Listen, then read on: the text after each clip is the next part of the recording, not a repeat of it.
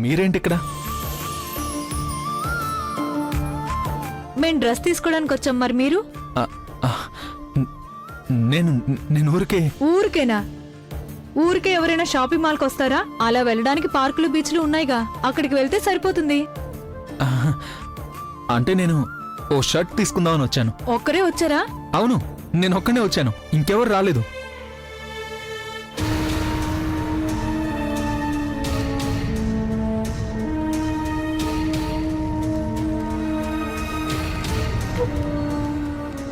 ఈ డ్రెస్ ఎలా ఉంది బావగారు?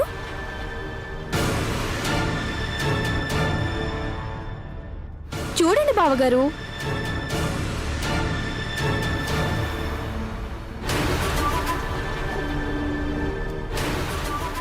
బావగారు, ఈ డ్రెస్ ఎలా ఉందో చెప్పండి.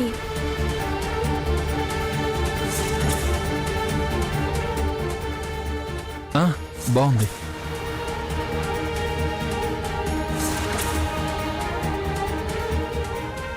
నేను ఇది వేసుకొని చూపిస్తాను, అప్పుడు మీకు తెలుస్తుంది బాగుందా లేదా అని. రండి రండి బావగారు.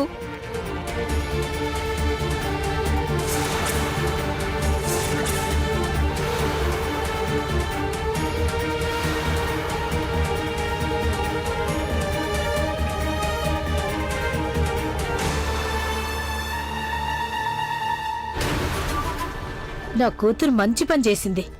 ఆ టీచర్కి మొహం మీద కొట్టినట్టయింది. మొహం చూస్తేనే తెలుస్తోంది.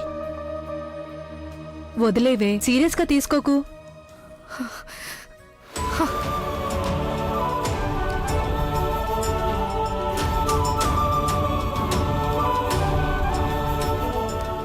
వల్లి,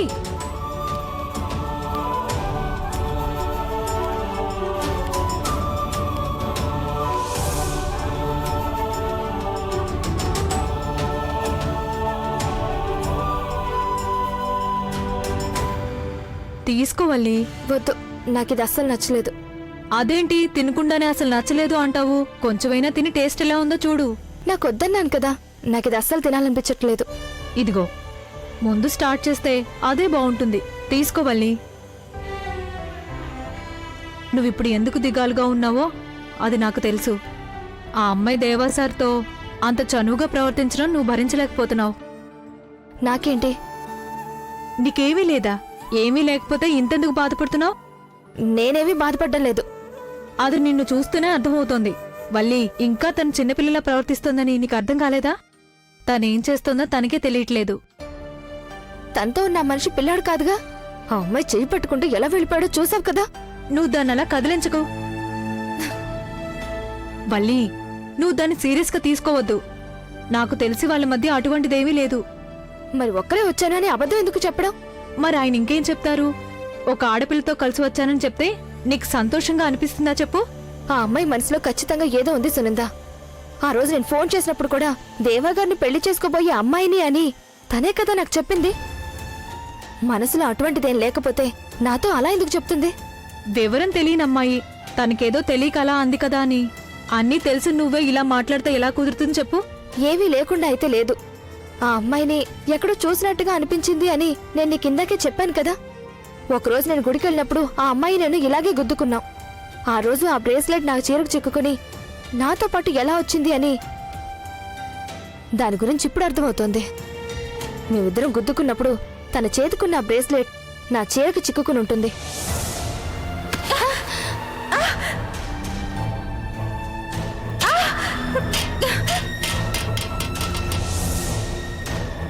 నేను దేవాసార్కి తిరిగిచ్చేసిన ఆ బ్రేస్లెట్ ఆ అమ్మాయి చేతికి ఎలా వచ్చింది? దేవాసార్ ఇచ్చుండాలి కదా. ఎంతో ఖరీదైన ఒక బంగారు బ్రేస్లెట్ ఎవరైనా ఊరికి ఒక ఆడపిల్లకిస్తారా? నచ్చితేనేగా ఇస్తారు.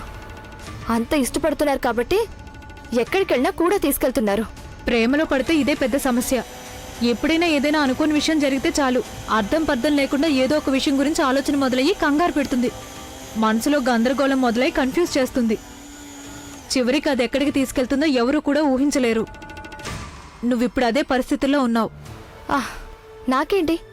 ఆయన ఎవరితోనైనా బయటకెళ్ళని, ఎవరికైనా గానీ బ్రేస్లెట్ ఇచ్చుకోని నాకేంటి? ఆయన నాకేమవుతారని. పద, మనం వెళ్దాం.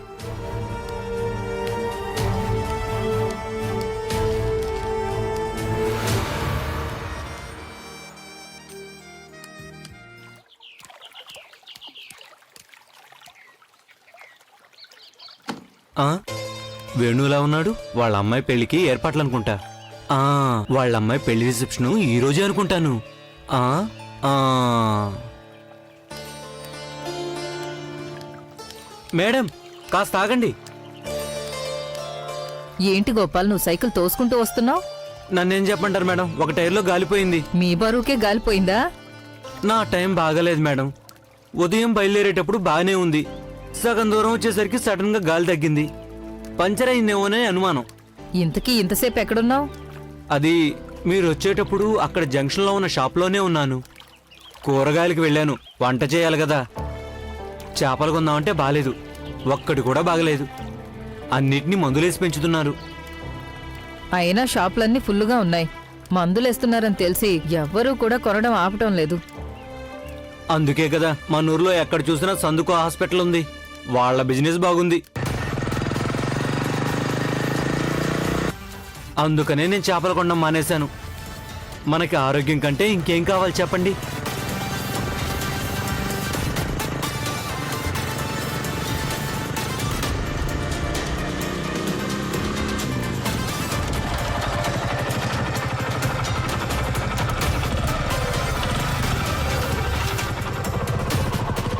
అందరూ ఇలా ఆలోచిస్తే బాగుంటుంది. మందులేసిన చేపలు కొనడం కంటే ఇంకేదైనా చేసుకోవడం మంచిది కదా. బాగా చెప్పారు మేడం, నిజం చెప్పారు. మందులేసినవి తింటే తర్వాత మనం కూడా మందులేసుకోవాల్సి వస్తుంది. కానీ దీని గురించి ఇంకా చాలా మంది తెలుసుకోలేకపోతున్నారు గోపాల్. ఏంటిది? ఎవరు నువ్వు?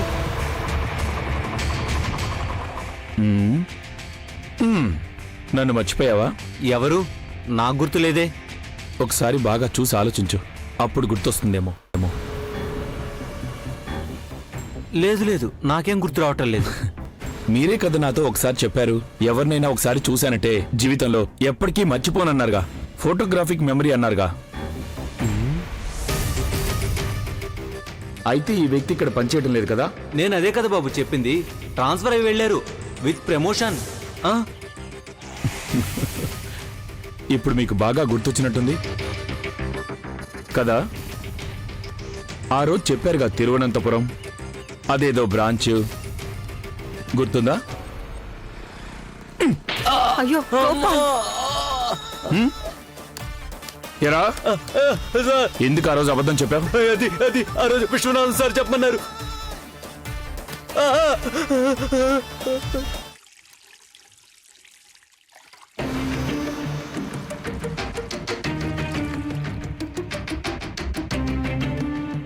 అన్ని ఫ్రీ సైజులో ఉన్నాయి, ఒకటి కూడా షేప్ సరిగ్గా లేదు. ఇదేంటి, నువ్వు ఇంకా రెడీ అవ్వలేదా ఆయమ్మా? రెడీ అవ్వాలా? దేనికి? వాణి వచ్చి నీకు చెప్పింది కదా. నాతో ఎవ్వరూ ఏం చెప్పలేదు. హా, నీకో విషయం చెప్పమని వాణికి చెప్పానే, నీకు చెప్పలేదా? మర్చిపోయి ఉంటుంది, ఏదో ఆలోచనలో ఉంటుంది. తను చెప్పకపోతే పోయింది, నేను చెప్తున్నాను కదా. నువ్వు వెళ్ళి త్వరగా రెడీ అవ్వు. దేనికి? ఇప్పుడు నేను ఎక్కడికి వెళ్ళాలని రెడీ అవ్వాలి? నాకెక్కడికి వెళ్లాల్సిన పని లేదు కదా. ఇప్పుడు నువ్వు బయటికెళ్లే పనుంది, అందుకే త్వరగా రెడీ అవ్వమన్నాను. వాణితో కలిసి నువ్వు టైలర్ షాప్ వరకు వెళ్ళాలి. ఇదిగో ఈ రోజు కొన్న డ్రెస్సులు షేపు సైజు రెండు లేవు, అందుకే వీటిని తీసుకెళ్ళాలి. ఏ పనికైనా ఈ సమయంలో వెళ్ళడం కుదరదు. కుదరదా? ఏమంటున్నావు నువ్వు అసలు? నీకు కళ్ళు కనిపించడం లేదా? నాకిక్కడ బోల్డు పనులున్నాయి చేయడానికి. ఉదయం లేచిన దగ్గర నుంచి రాత్రి వరకు ఇంట్లో ఒక్కొక్కరికి ఒక్కొక్క ఐటెం నేనే కదా చేసి పెట్టాలి. దానికోసం నేను ఈ రెండు చేతులతో ఎప్పుడూ బిజీగానే ఉంటాను. అలాంటప్పుడు నన్ను బయటికి వెళ్ళమని చెప్పారంటే నేను వెళ్ళలేను. వంట చేయడం మానేసి బయట పని మీద వెళ్ళాలంటే అస్సలు కుదరదు. మేం చెప్పిన పని చేయడానికే మిమ్మల్ని ఇక్కడ పెట్టుకున్నాం. ఇక్కడ నాకు ఏమేం పనులు చేయాలనేది నాకు బాగా తెలుసు. ఎవరు ఏం చెప్పకపోయినా నా పనులన్నీ నేను చేసుకుంటాను. మధ్యలో నన్ను డిస్టర్బ్ చేయడానికి మాత్రం ఎవరూ రాకండి. నీకు కూడా కుదరదు అంటే ఇప్పుడు తనతో పాటు ఎవరెళ్తారు? ఇక్కడ ఎవరికేం చెప్పినా సరే కుదరదు అంటారేంటి? ఎవరిని అడిగినా బిజీ బిజీ అంటారేంటి? ఇలాగైతే కుదరదు, మేం మా ఇంటికి వెళ్ళిపోతాం. వచ్చి ఇన్ని రోజులైంది, టెస్టేసి కూర్చున్నారు శనిలాగా. ఏంటి ఏమన్నావు? నేను నిన్నేం అనలేదు, ఏదో పాట పాడాను. ఇక్కడ కూర్చుని పాట పాడకుండా వాణితో పాటు టైలర్ దగ్గరికి వెళ్ళిరా. తనకు వెళ్లే దారి తెలీదుగా. నేను వెళ్తే ఈ వంట పనులన్నీ నువ్వు చూస్తావా చెప్పు? అలాగైతే వెళ్తాను. అవన్నీ చేయాల్సిన అవసరం నాకు లేదు. అలాగైతే బయటికి వెళ్లాల్సిన అవసరం నాకు లేదు. ఏంటి ఇక్కడ మీ గొడవ? వాణిని తీసుకుని టైలర్ దగ్గరికి వెళ్లి రమ్మని నేను ఆయమ్మకు చెప్తూనే ఉన్నాను. దానికే ఇంత గొడవ. నేనెవరితోనూ గొడవ పట్టం లేదు. వంటగదిలో నాకు చాలా పనులున్నాయి, ఇప్పుడు వెళ్ళడానికి కుదరదని చెప్పాను, అంతకంటే ఏం లేదు. ఎంత చెప్పినా తన సౌకర్యానికి తగ్గట్టుగానే మనం నడుచుకోవాలి. ఈ ఇంట్లో తప్పించి ఇక ఏ ఇంట్లో కూడా ఇలా జరగదు. పనివాళ్లు చెప్పినట్టుగానే యజమానులు సర్దుకోవాలి. చాలా బాగుంది. ఆయమ్మ, నువ్వు త్వరగా వెళ్ళిరా. వాదిస్తూ కూర్చోవడం వల్ల ఎటువంటి లాభం ఉండదు. వాదించడం కాదు, నా పని చేయకుండా నేను ఎక్కడికి వెళ్ళడం కుదరదని చెప్తున్నాను. అవునవును, దీని అర్థం ఏంటి చెప్పు? తనకి ఎప్పుడు వీలైతే అప్పుడే మన పనులు చేస్తుంది. ఆయమ్మ, నిన్ను త్వరగా వెళ్ళి రమ్మంటున్నాను కదా. ఈ పనులన్నీ తర్వాత చేసుకోవచ్చు. ఆ, సరే. ఉమ్.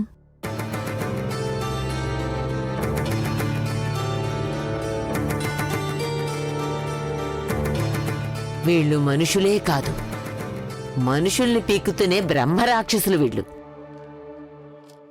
ఇస్తే ఈ రోజే తిరిగిస్తారో లేదో. కొత్త బట్టలైతే కొని తీసుకొచ్చాం. ఇంతవరకు తనెప్పుడూ ఇలాంటి బట్టలు వేసుకోలేదు. ఇప్పుడు వేసుకుంటుందో లేదో. వేసుకోవడం మొదలు పెడితే అలవాటవుతుంది. జాగ్రత్తగా చూసి కొలతలు తీసుకోమను. అన్ని వేర్వేరు ప్యాటర్న్స్ లో ఉన్నాయి. దానికి తగ్గట్టుగా షేప్ చేయమను. అర్థమైందా? ఎవరా టైలరు? తెలిసిన వాళ్లేనా? నేను పెద్దగా అక్కడేమీ కుట్టించలేదు. చాలా మంది కుట్టించుకొని బాగుందండం విన్నాను. వాళ్ళు సరిగ్గా కుడతారనే కదా అక్కడికి పంపించేది. అది అతన్ని అడిగే తెలుసుకోవాలి. అతను చేసే పని గురించి మీరు అతన్నే కదా అడగాలి. ఈ డ్రెస్సులన్నీ త్వరగా ఇచ్చేయమని చెప్పాలి. అలాగే చెప్తాను.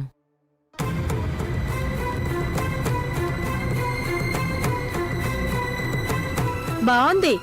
ఇవన్నీ తన చేత మోయించి తీసుకువెళ్తావా?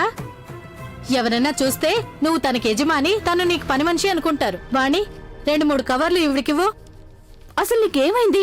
నేను పట్టుకుంటాను. ఇవేమీ అంత బరువుగా లేవు. చెప్పేది నీకే ఇవ్వమంటున్నాను కదా. ఇలా ఇవ్వు. ఇదిగో పట్టుకో. మాటలే కాదు, చేతల్లో కూడా చేసి చూపిస్తే బాగుంటుంది. జాగ్రత్తగా వెళ్ళి రావాడి.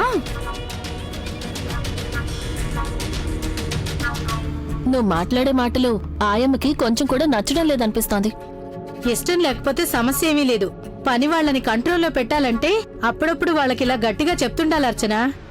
చెప్పిన పనులన్నీ సరిగ్గా చేసినా సరే మన యజమానులం, మన కింద వాళ్ళు పనిచేసే వాళ్ళని అప్పుడప్పుడు వాళ్ళకి గుర్తు చేయడానికి ఇలా చేయడం అవసరం. ఎడ్ల బండి వాడి చేతిలో కర్రుంటుంది తెలుసు కదా. ఎద్దు దాని పని అది చేసినా కూడా మధ్య మధ్యలో దాన్ని కొడుతూ ఉంటాడు. దెబ్బ తినడం వల్ల ఎద్దు బండివాడు చెప్పినట్టుగా విని వేగంగా పనిచేస్తుంది. ఒక్కోసారి ఆయమ్మ ప్రవర్తన చూస్తే నాకు అస్సలు కొంచెం కూడా నచ్చడం లేదు. మొదట్నుంచి ఇక్కడ ఉండడం వల్ల తన అధికారం చాలా ఇస్తుంది. తల్లి లేని పిల్లలిద్దరినీ కష్టపడి పెంచి పెద్ద చేసిందని చెప్పి మావయ్య గారు కూడా ఆవిడ్ని నెత్తికెక్కించుకున్నారు. వాళ్ళిద్దరి గురించి చెప్పక్కర్లేదు. ఆయమ్మ అనగానే చాలు సొంత తల్లిలాగా ఫీల్ అవుతారు. అందుకే ఊరుకుంటున్నాను. లేకపోతే ఈ పాటికావిని మెడపట్టి బయటకు గెంటేసేదాన్ని. గెంటే ఎక్కర్లేదు. గెంటేస్తావేమోనని ఎప్పుడూ భయం ఉండాలి. అప్పుడే మన మాట వింటుంది. బావగారికి ఎలాగైనా పెళ్లి చేయాలని పట్టుపట్టి మరీ కూర్చుంది. దాంతో నాకు ఆవిడ మీద ఇంకా కోపం పెరిగింది. దేవాబాబు పెళ్లి చేసుకోవడం మంచిదే కదా. మనం కూడా అదే కదా కోరుకుంటున్నాం. మనం అనుకున్నట్టు జరగాలి అంటే ఆయమ్మ అనుకున్నట్టు జరగకూడదు పిన్ని. దేవా బావగారికి వేరే అమ్మాయినిచ్చి పెళ్లి చెయ్యాలి అని ఆయమ్మ అనుకుంటోంది. అదే పెద్ద సమస్య. అదెవరు? ఓ, ఈ విషయంలో మనకి పోటీగా వేరొకరున్నారా? ఇంతకీ ఎవరది? మన స్కూల్లో పనిచేసే ఒక టీచర్. దేవా బావగారికి ఆ టీచర్కి పెళ్లి చెయ్యాలి అని ఆయమ్మ చాలా ప్రయత్నాలు చేస్తోంది. నేనొక విషయం గురించి నీకు చెప్పాలనుకున్నాను. దేవాబాబుకి మరో అమ్మాయితో ఏదో సంబంధం ఉందని నాకు అనిపిస్తోంది. అదేంటి, ఎందుకలా అనిపించింది? అది మొన్న మేము గుడికి వెళ్ళాం కదా. ఆ రోజు అక్కడ గుళ్ళో అమ్మాయి దేవాబాబుకి ప్రసాదం ఇవ్వడం, తనతో చనువుగా ఉండడం చూశాను. దేవాబాబు ఆడవాళ్లతో మాట్లాడ్డని, ఆడవాళ్లు కనిపిస్తే తలదించుకుని వెళ్ళిపోతాడనే కదా మనకు తెలుసు. ఎందుకో నాకు అలా అనిపించింది. అదే అమ్మాయి ఈరోజు టెక్స్టైల్ షాప్లో కూడా కనిపించింది. వాళ్ళిద్దరూ మాట్లాడుకునే విధానం, నవ్వుకునే విధానం చూస్తే వాళ్ళ మధ్య ఏదో సంబంధం ఉందని నాకు అనిపించింది. చాలా బాగుంది. అయితే ఈ కథ గుడి వరకు చేరుకుందన్నమాట. వాళ్ళిద్దరి మధ్య సంబంధం ఉండడం మంచిదంటావా? నాకు తెలిసి ఒకరినొకరు ఇష్టపడుతున్నారు. అయితే నా కూతురు పరిస్థితి మనం అనుకున్నది జరగదుగా. జరగాలి పిన్ని. అందుకే కదా ఇప్పుడు మనం శ్రీవాణిని బావగారితో పంపిస్తున్నాం. నిజానికి ఆడవాళ్లకు దూరంగా ఉండే బావగారి మనసు మార్చి పెళ్లి చేసుకోవాలనే ఆలోచన కలగడానికి కారణం ఆ టీచరే. ఆయనకి తన మీద ప్రేమ పుట్టింది. కాని ఏది ఏవైనా సరే వాళ్ల పెళ్లి మాత్రం జరగదు. నేను పెట్టుకున్న నమ్మకం అంతా నీరు కారిపోయింది. నా కూతురికి ఇటువంటి శత్రువు ఉంటుందని నాకు అస్సలు తెలీదు. నువ్వేమీ కంగారు పడకు పిన్ని. మనకి ఖచ్చితంగా ఏదో ఒక దారి కనిపిస్తుంది. ఏది ఏమైనా సరే ఆ టీచర్కి బావగారికి నేను ఎప్పటికీ పెళ్లి జరగనివ్వను.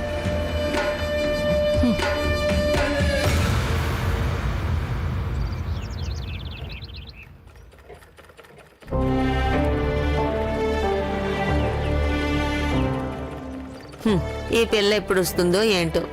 ఒక్కో డ్రెస్సు కొలతకి ఇవ్వాలి. అన్నిటి గురించి వివరంగా చెప్పేసరికి టైం అయిపోతుంది. అంతవరకు నేనేం చెయ్యాలి?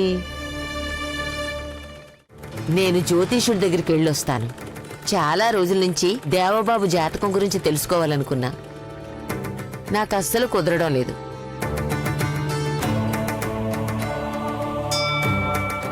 ఓ, నువ్వా ఆయమ్మా? రారా. చాలా రోజులై రాకపోయేసరికి వేరెవరి దగ్గరికో వెళ్ళేవేమో అనుకున్నాను. అదేంటి స్వామి, మీకెందుకా అనుమానం వచ్చింది? నేనెప్పుడు మీ దగ్గరికే కదా వస్తాను. నా దగ్గరికి రావడమే కాదు, నువ్వెప్పుడొచ్చినా సరే ఒక్క విషయం గురించే అడుగుతావు.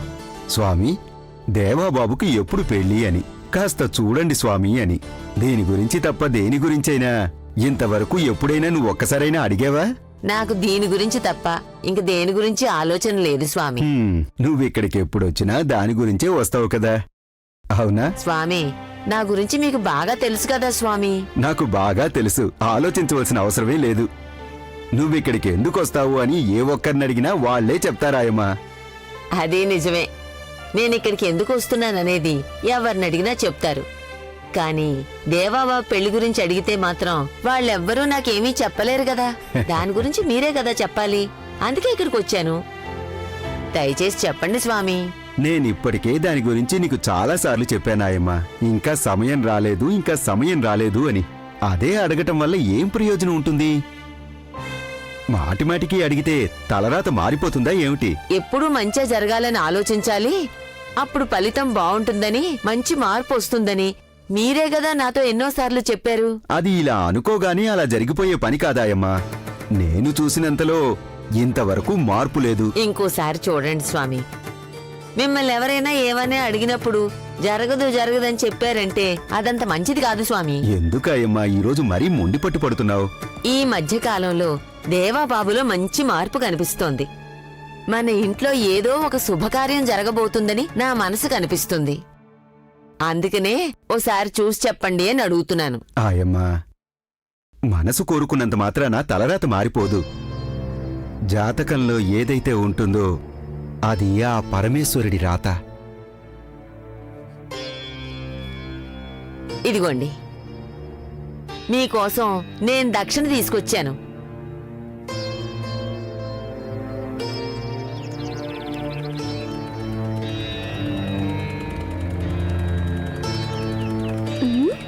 ఈ ఆయం ఎక్కడికి వెళ్ళిపోయింది?